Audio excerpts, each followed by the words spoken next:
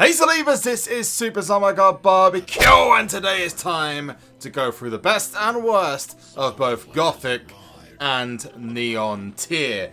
Now the reason why we're going to go through those tiers and not Shattered is because Shattered on its own is interesting enough, let alone Gothic and Neon. So if you wanted to know what the best of the best is and the worst of the worst, you are in the right place.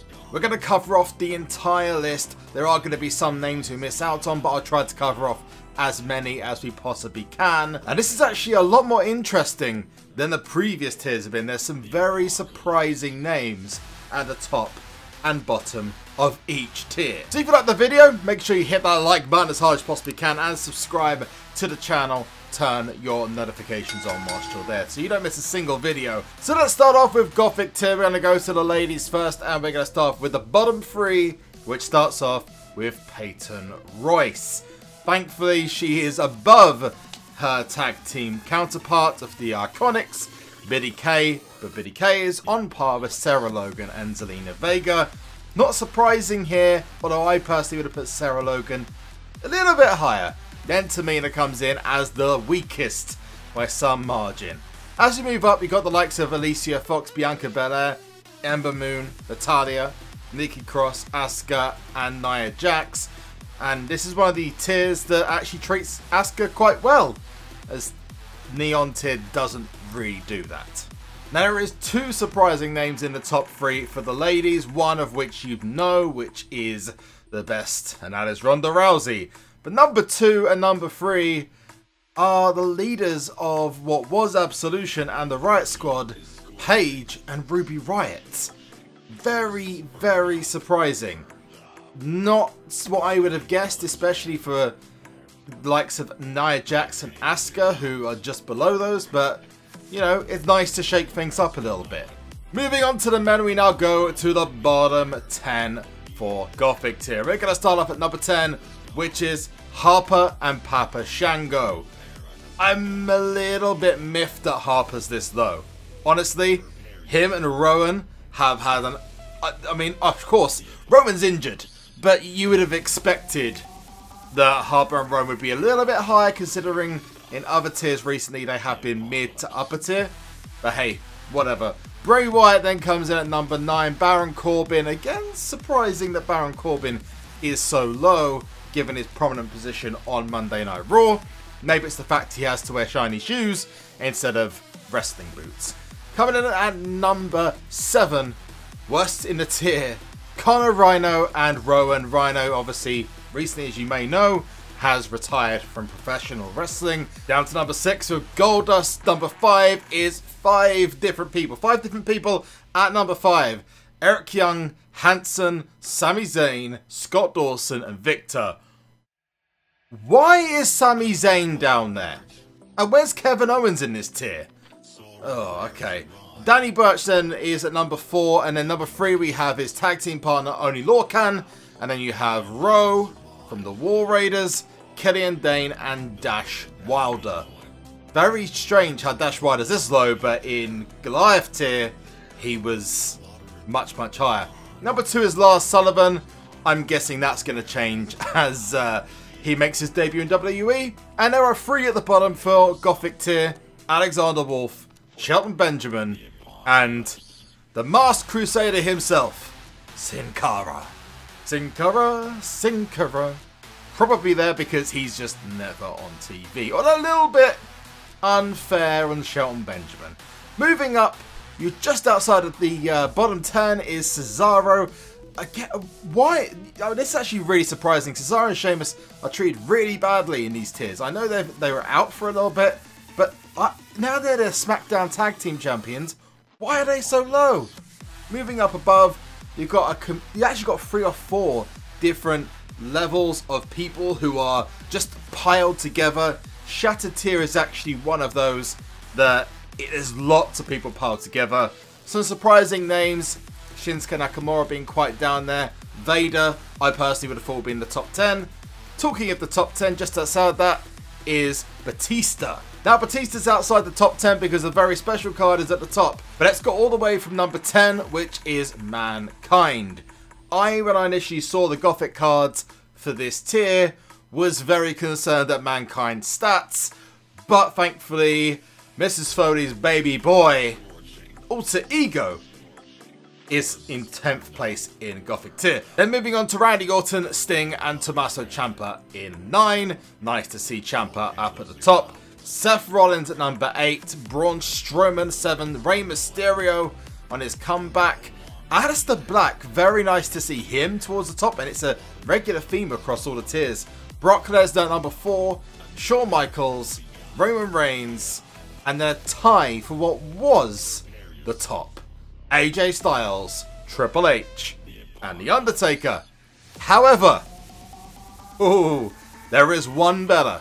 By one stat point, the Gobbledygooker, the Gothic Pro, is the best card in Gothic Tier. But because it's a normal Gothic card, there's nothing that's special about it, no special designs. Even if it was only obtainable in the Fusion Chamber, it still is part of Gothic Tier, so we have to add it in. Leave your thoughts in the comment section about that. I personally like the fact that you saw the likes of Pete Dunne much higher than he has been previously. It's a nice trend I'd like to continue. I did actually say where's Kevin Owens in the tier, but he is actually about mid-tier. I haven't seen his image for Gothic in the game, so I'm amazed that Sami Zayn is that low, but whatever. Let's move on to Neon Tier, and like before, we're going to start with the ladies. Moving to the bottom 3, and there are no ties, which is very nice to see in the females. We start off with the third worst in the tier, Lacy Evans. Not really surprising, she's NXT. People don't know much about her, so she's not going to be one of the best unless she was really well known, like Tommaso Ciampa, for example, or Aleister Black. Liv Morgan then comes in at number 2, but what is it about Liv Morgan that they don't like?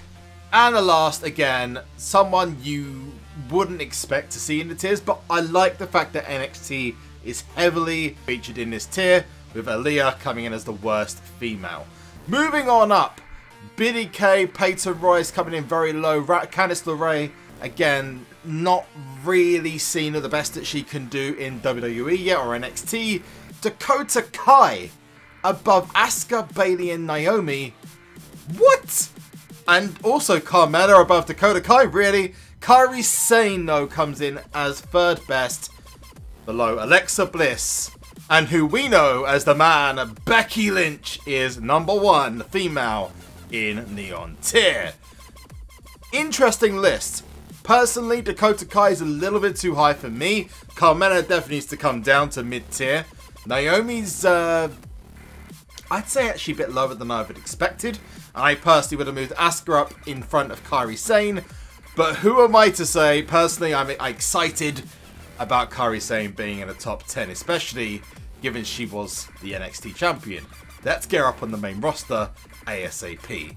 Or should we actually keep her down there, because I don't really want Vince to get his hands on her? Whatever though, let's move on to the bottom 10 for the men, and we are going to start off with Tyler Breeze. Breezy, unfortunately, he's quite low in the tier.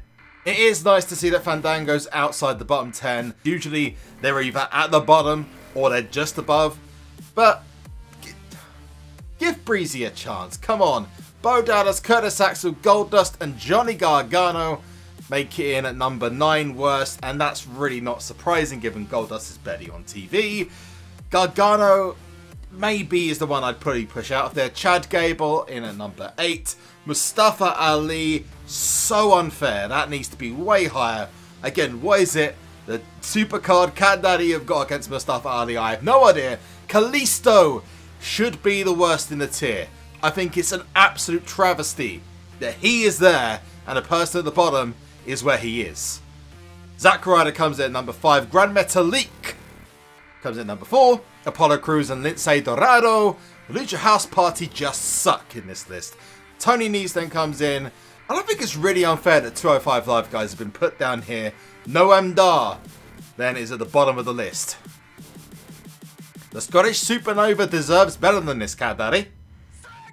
What's all this ranking for? Kalisto should be the worst in the tier. End of discussion. Moving up into the mid-tiers though, there is a lot of ties. A lot of ties. You've got Fandango, Leo Rush and Trent Seven all covering the 11th worst space. Bobby Roode, Tyler Bate. There's in fact 2 places where 5 people are covering the same stats. Big E and the rest of the New Day being quite high up is quite nice. Jeff Hardy being a very nice surprise to be at the top. And Daniel Bryan just outside the top 10. I imagine that will change for future tiers. This is where we start to see some of the more interesting names. Dean Ambrose in the top 10. Given that these were created about the time Dean Ambrose came back, I'm surprised to see him this high, considering in SummerSlam 18 tier, he was really, really bad. Then we have the Ultimate Warrior, followed by Michael P.S. Hayes. We have a joint tie for Brett, Razor, and Seth Rollins. Nice to see him on par with a couple of legends at number 7. 6th is Rick Rude, moving to Rey Mysterio and Sting. Surfer Sting, may I just add. Although I really don't know why he doesn't have a Shatter card. That would look badass. And number 5, Randy Savage. Lots of legends in this tier. Comes in at number 4. Roman Reigns at number 3. John Cena at number 2. And number 1 is covered by 4 superstars. AJ Styles, Eddie Guerrero, Ric Flair, and The Rock. And I am so happy with Eddie Guerrero being at the top there. That's awesome. The only way I could be more happy is Kalisto was at the bottom. Because Kalisto sucks. Real hard. So I want to know what your thoughts are. This is a very interesting set of lists. Honestly, Gothic, I was kind of surprised at some of the guys in the bottom. Especially Harper. I'm surprised Rhino's even in the tier, to be honest with you. Shelton Benjamin being that low as well. I don't think it's fair on Danny Burch and Oney Lorcan, but, you know, they're NXT UK, so I can kind of understand. Surprised that Ruby Riott so high up. Definitely think some of the top 10 is right. Although that Roman Reigns image is back from the early parts of NXT, I didn't expect to see that. With Neon, there's a lot of legends at the top, and I can't say that's a bad thing. Very much appreciate you taking the time to watch this video. If you want to see the best and worst of Shattered, smash that like button, subscribe to the channel, and turn notifications on, and your comments in the comment section below. Until next time though, I've been SuperZombieGBBQ. You have been awesome, and it's goodbye for now.